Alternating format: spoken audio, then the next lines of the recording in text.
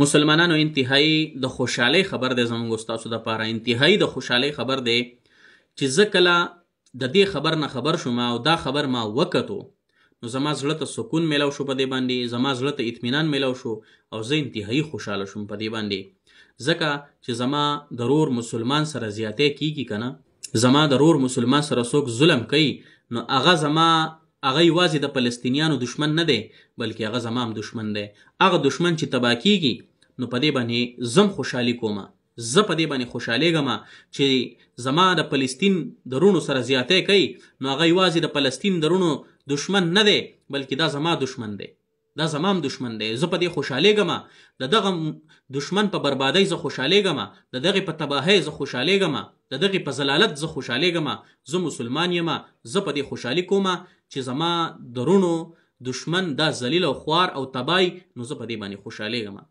مسلمانانو یو طرف ته د خوشحالۍ خبر هم دی، بل طرف ته زموږ او ستاسو دپاره ډېر د درد خبر هم دی مسلمانانو.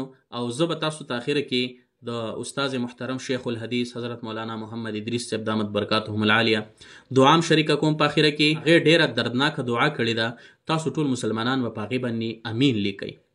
مسلمانانو د خیر او د خوشحالۍ خبر زموږ او ستاسو دپاره دا دی چې په دې تېرې شوو 3 ورځو کې زموږ مسلمانانو د اسرائیلو 15 ګاډي تباه و برباد کړه، 15 ګاډي وله هلاک کړه.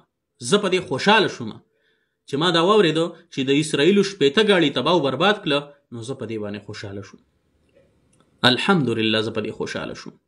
مسلمانانو بل طرف ته د امریکې کارکونانو د اسرائیلو سفارتخانې عمارتونه وله تباه و برباد کړه، عمارتونه وله تباه و برباد کړه، تسو نسې کړه. نو دا خبر هم چې ما واورېدو نو زه خوشحاله شوم.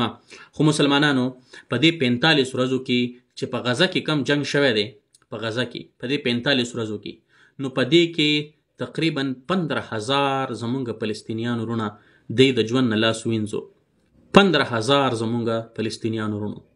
په دې کې تقریبا چې 70% په دې کې ماشومان دي او په دې کې زنانه دي 70%، او تقریبا چې 100,000 دا په دې کې ماشومان دي، 3,000 نه زیات په دې کې زخمیان دي.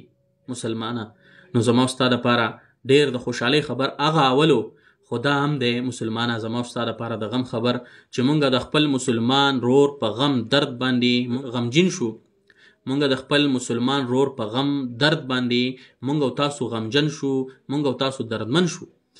او مسلمانه که مونږ او تاسو نور اسم نشو کولی خو څه ټک پک اعمال مونږ د خپل رونو دپاره وکړو، د قرآن تلاوت ورته وکړو، مانځنه بعد ورته دعا وکړو، نور داسې څه لږ اعمال د خپلو وروڼو لپاره موږ او تاسو هغه وکړو.